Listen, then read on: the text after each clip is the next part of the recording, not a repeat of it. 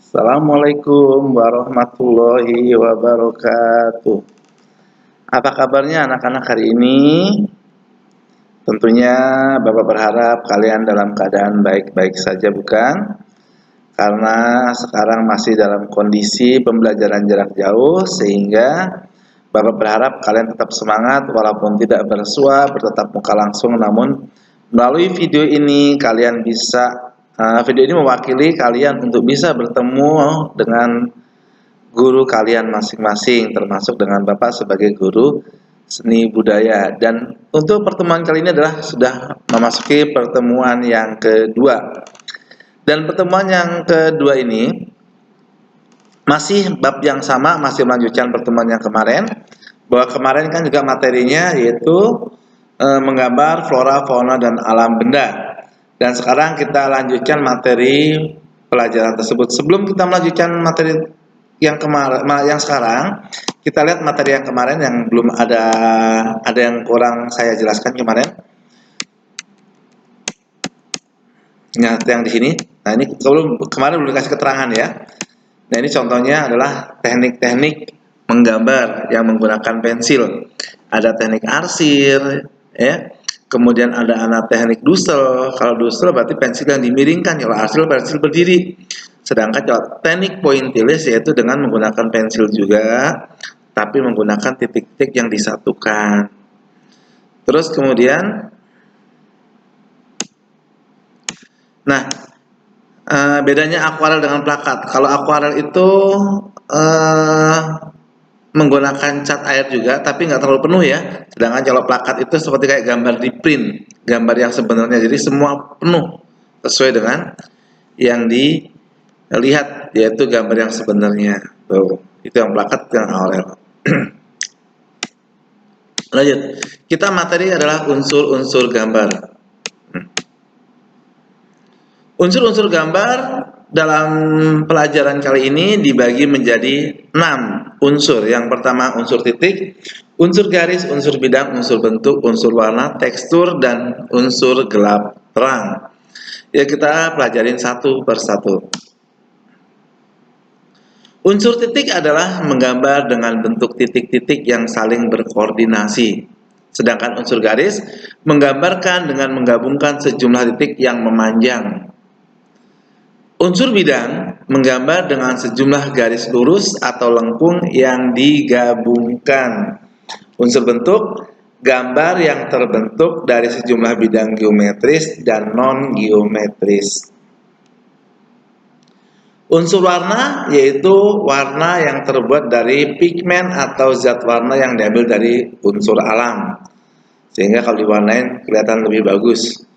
Unsur tekstur, permukaan suatu benda baik kasar maupun halus. Ya, buat menggambar itu pakai apa gitu kan? Kain kanvasnya atau buku tuli atau buku gambar gitu kan.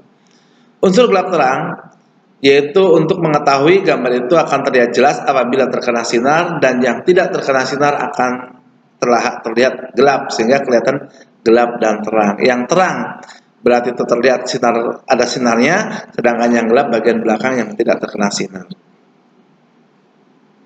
Benda akan terlihat terang jika terkena cahaya dan terlihat gelap jika tidak tersinari oleh cahaya. Mari kita lihat contohnya daripada unsur-unsur tersebut. Nah, ini adalah merupakan unsur titik. Untuk menggambar sebuah burung itu dengan menggunakan unsur titik, yang mana titik ini dipadukan, disatukan sehingga menjadi seperti ini, atau mungkin membuat seperti kayak bunga ya. Ini unsur titik. Unsur bidang, ya.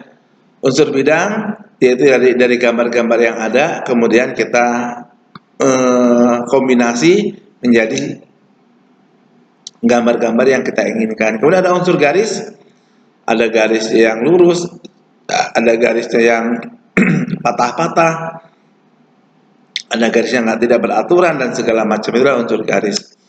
Terus ada unsur bidang, ya. Nah, ini ada unsur bidang 3 dimensi geometris. Ada bulat atau lingkaran, ada persegi panjang, terus kemudian ada tabung ya, ada segitiga. Nah, ini yang beraturan geometris. Nah, ini adalah unsur bidang tiga dimensi yang tidak beraturan. Contoh kayak gambar batu, ya, gambar ya, semacam batu lah ya, batu atau mungkin yang sejenisnya yang tidak ada ukurannya. Nah, itu adalah non geometris atau yang tidak beraturan. Kemudian pewarnaan, lihat pewarnaan pada warna dasar.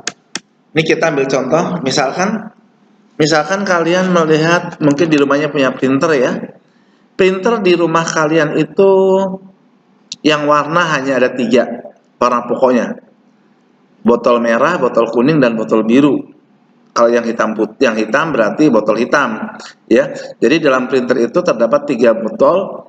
Yang pertama hitam, untuk khusus ngeprint yang warnanya hitam, sedangkan untuk yang berwarna itu botolnya cuma ada 3, merah, kuning, dan biru. Nah, merah, kuning, biru itu yang disebut dengan warna primer atau warna pokok atau warna utama yang tidak tercampur oleh warna yang lain.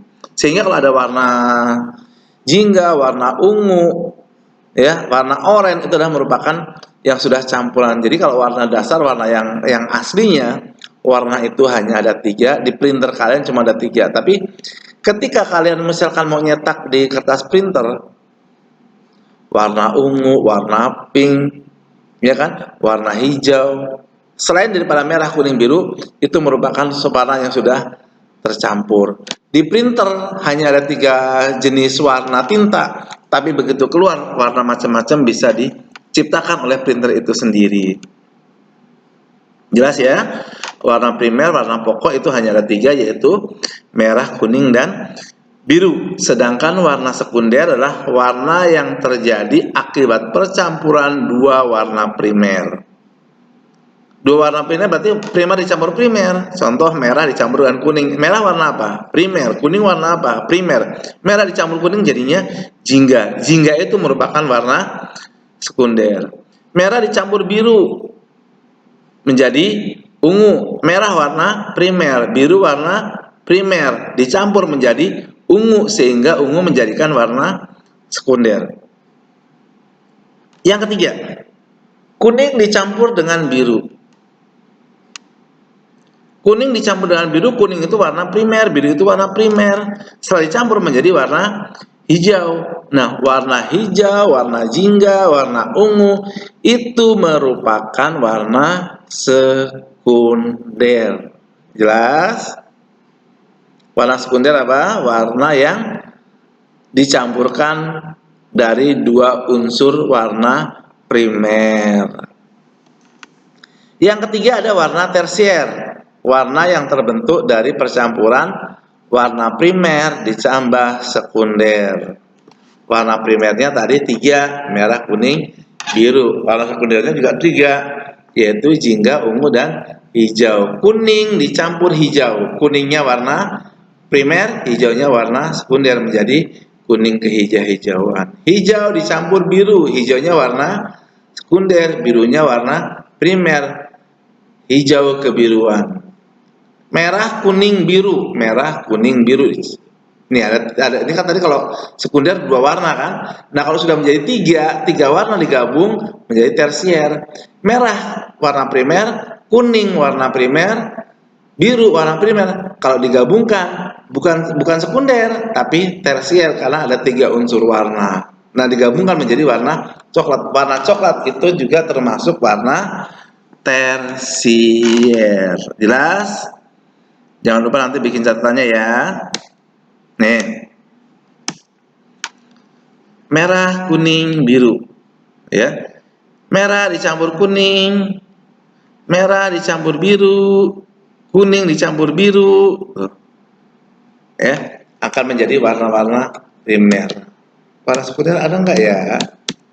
Oh, enggak dimasukkan warna sekunder ya.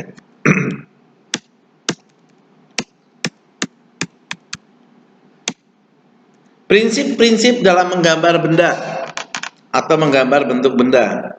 Kaidah yang menjadi pedoman dalam menggambar bentuk itu terdiri dari 4 prinsip. Yang pertama, perspektif. yang kedua komposisi, yang ketiga proporsional, yang keempatnya pencahayaan. Kita lihat perspektif. Nah, perspektif adalah menggambar yang berpedoman pada kesan pandangan mata. Nanti kita ambil contohnya ya. Terus ada komposisi. Komposisi adalah susunan atau tata letak suatu benda atau objek benda. Proporsional adalah perbandingan antara objek yang satu dengan objek yang lainnya. Yang keempat pencahayaan, yaitu gambar atau objek yang tampak jelas jika terkena cahaya dan yang gelap yang tidak terkena cahaya. Kita lihat contohnya gambarnya masing-masing.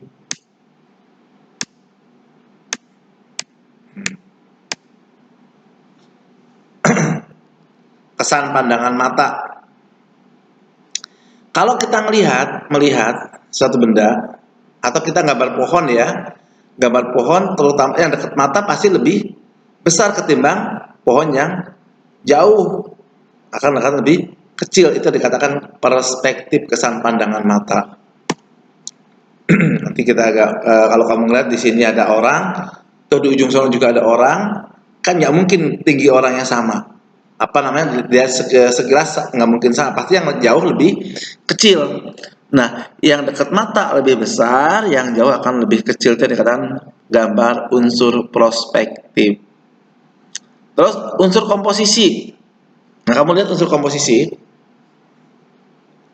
Dalam menggambar, tentunya komposisinya kalau gelas itu harus seperti apa, terus kemudian tekonya juga harus bagaimana gitu kan, komposisinya itu dalam gelas apa saja gitu kan. Jadi harus terlihat tata letaknya atau komposisinya. Kalau komposisinya bagus maka kelihatan bagus. Nah kalau misalkan gelasnya ada tekonya di sini, terus kemudian gelasnya di ujung sono kecil banget, kan ya nggak kelihatan bagus. Bagus itu kalau komposisinya teratur, terarah, sama kayak misalkan nggak merangkai bunga, ya, yang tinggi harus di mana, yang pendek harus di mana, ya kan? Itu adalah komposisi sehingga bunga itu terlihat lebih cantik apabila disusun atau dirangkai. Kemudian adalah unsur proporsional. Yang dikatakan proporsional di sini adalah harus menunjukkan sesuai dengan ukuran bendanya, proporsional. Kalau gambar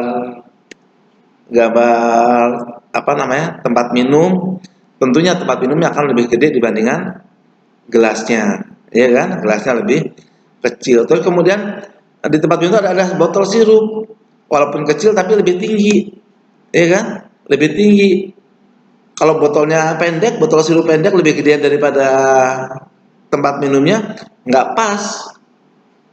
Ya kan, perhatikan, botol itu pasti lebih tinggi dibandingkan tempat minumnya, dan gelas lebih rendah lagi tentunya, ya kan?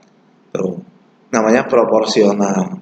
Ibarat kita sebagai seorang siswa, mungkin sebagai manusia yang ingin badannya bagus, harus berbanyak berolahraga supaya badannya proporsional. Artinya tidak kelebihan perut, tidak kelebihan lengan, tidak kelebihan paha kanan, paha kiri, atau mungkin pinggang dan segala macamnya. Kalau sudah ada yang berkelebihan, itu tidak proporsional. Yang dikatakan proporsional yaitu seimbang antara mungkin dari bentuk perutnya, kakinya, tangannya, semua itu kelihatannya sesuai dengan ukurannya. Makanya kalau orang-orang gemuk itu tidak bisa dikatakan proporsional karena kelebihan perut, ya kan? Kelebihan lengan kanan kiri, kelebihan mungkin pipinya, gitu kan? Itu kan nggak proporsional. Terus yang berikutnya adalah unsur pencahayaan. Lihat ya sini, ya. Nah ini agak mengkilap. Terkesan itu adalah benda-benda ini yang terlihat terkena sinar matahari. Sedangkan benda-benda yang di belakangnya adalah tidak terkena sinar matahari. Sinar ya, bukan sinar matahari saja ya, sinar apa saja, sinar lampu juga bisa. Nah ini yang tidak terkena sinar, maka dia akan kelihatan gelap. Sedangkan yang terkena sinar akan kelihatan lebih terang. Ini menunjukkan bahwa benda ini misalkan di gambar, di foto, oh jelas ini berarti orang lihatnya dari sini, sinarnya masuk, ada sinar. Sedangkan di belakang sana tertutup oleh sinar sehingga bendanya tidak terlihat. Nyambung? Jelas? Nah, langkah-langkah ketika kalian akan membuat suatu gambar, ya. Langkah-langkahnya nanti ya, setelah pertemuan yang kedua ini kalian akan praktek menggambar dan gambarnya nanti harus diupload juga setelah pertemuan ini. Ini pertemuan yang terakhir di bab yang pertama, dan nanti setelah pertemuan ini prakteknya kita akan menggambar atau membuat gambar. Nah, di sini ketika kamu akan membuat suatu gambar, maka yang pertama harus kamu amati dulu. Kamu mengamati apa? Oh, mengamati bebek sedang berenang. Oh, mengamati burung sedang makan. Oh, mengamati misalkan monyet sedang berantem gitu kan. Atau mengamati sebuah gunung, ya, pemandangan, langit dan segala macamnya itu sedang kamu amati. Itu kayaknya gambar orang apa, misalkan gunung itu bagus banget ya. Atau mungkin kamu mengamati itu ada gambar kucing sedang duduk di kursi atau sedang tidur di kursi, kelihatan cakep banget ya kan, kamu amati. Saya coba asal lukis atau soal gambar gitu kan. Kemudian setelah kamu amati, buat sketsa. Oh, kucing lagi tidur seperti apa? Oh, gambar gunung seperti apa gitu kan. Oh, gambar monyet tadi sedang berantem kayak apa cakar-cakarannya. Gambar apa namanya? Angsa lagi berenang seperti apa. Nah, setelah diamati, kemudian kamu buat sketsa, tentunya ada yang namanya pencahayaan. Oh, tadi saya nggak melihatnya dari sini nih, berarti sebenarnya kelihatan lebih terang, belah sono kan gelap, gitu kan? Sehingga belah sono nggak kelihatan. Setelah pencahayaan baru nanti ada unsur pewarnaan, berarti diwarnain sesuai dengan bentuk gambarnya. Kalau misalkan gambar angsa, ya, maksudnya sih angsa mau dibuat gambar warnanya hitam, ya, atau gambar monyet, kok monyet warnanya putih gitu kan? Kan ya mungkin, sesuaikan dengan warna asli daripada jenis benda tersebut. Kemudian yang berikutnya adalah penyelesaian akhir. Setelah diwarnain dan segala macam semuanya, penyelesaian akhirnya adalah membersihkan sisa-sisa daripada gambar yang tidak terpakai atau dihapus, atau yang kotor-kotor dihilangkan, atau mungkin dirapikan kembali sehingga gambar itu akan kelihatan lebih indah dan mantap, siap untuk dinilai oleh Bapak Guru. Jelas ya anak-anak semuanya? Demikianlah pertemuan yang kedua pada hari ini. Akan kita lanjutkan nanti pada pertemuan ketiga, yaitu nanti ada tugas menggambar, perintahnya ada di dalam pertemuan yang ketiga. Jelas anak-anak semuanya? Ya, jelas? Nah, kalau udah jelas, kita lihat di sini. Nih, tadi ada terlupakan. Sketsa. Akan menggambar gajah. Oh, gambar sketsa dulu ah. Kemudian setelah gambar sketsa digambarkan yang sebenarnya. Oh, gambar bunga. Oh, begini gini. Sketsanya dulu, terus kemudian dirapikan, dikasih warna gitu kan. Oh, gambar poci. Sketsanya seperti ini. Oh, jadinya seperti ini, ya. Nah, demikianlah materi ini yang bisa saya sampaikan. Mudah-mudahan kita masih diberikan umur panjang, kesehatan selalu. Kita jumpa lagi di pertemuan yang ketiga. Terima kasih. Wassalamualaikum warahmatullahi wabarakatuh.